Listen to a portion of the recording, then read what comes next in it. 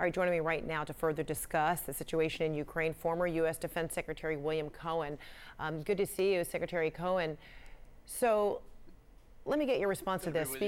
Great, thank you. So speaking yesterday on Ukrainian television to mark his third anniversary as president, Volodymyr Zelensky vowed that Ukraine will battle to a bloody victory, but insists the Russian invasion will still end with diplomacy. And even with what Melissa just described for us, that Mariupol is like a one-way ticket into the city, the kind of control that Russia now has over Mariupol. Do you share Zelensky's view that after all of this, diplomacy will help end this war? Well, most wars ultimately end in diplomacy, that once it's determined on the battlefield whether there is a winner and a loser, then the diplomats try to resolve what result can we present that both sides can live with. I think President Zelensky said, number one, I want to defeat the Russian military and drive them completely out of Ukraine. That's option number one. Second option would be, well, I want to drive the Russians mostly out of Ukraine, but there may be some areas I'm willing to give up under certain circumstances. Number three, we haven't really focused on it until just now when you brought it up, Odessa. The Black Sea. We're going to have a world famine on our hands unless there's some way to reach some kind of agreement to get the food that has to be harvested this summer, this fall, into the hands of the world community. So there are a number of options that ought to be on the table, and certainly the Ukrainians have to sit down and think about this, as do all the people who are supporting Ukraine. What if we go through option one, driving the Russians out of Ukraine? Well, what does that mean in terms of the option of the army being able to be pushed all the way back into to Russia itself? What does that mean in terms of getting food out of Ukraine? What does it mean in terms of getting medicine in? You have all of these issues that have to be put certainly in the table in the planning part of it. And I think Ukraine obviously has to look at those different options. Even though he's saying, I'm going to drive the Russians out, I want every inch of my territory back, but I'm willing to negotiate at the very end. You have to go through and look at the options 1, 2, and 3 and see what the upsides and downsides of this are. And are you suggesting that part of that negotiation is giving up some land to Russia, because that's all Russia wants?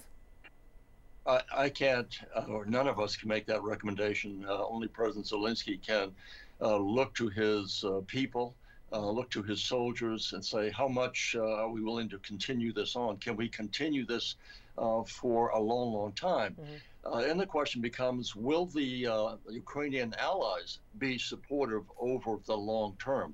You can have divisions start in Europe. You can have divisions start here in the United States. You have members of the political parties here in the United States who support Putin, who support Russia. So those are issues that President Zelensky and the Europeans and the Americans have to take into account. How long can this go on? I think Putin has always calculated he can withstand the sanctions longer than we can impose them, because we are a democracy and he's obviously in a dictatorship.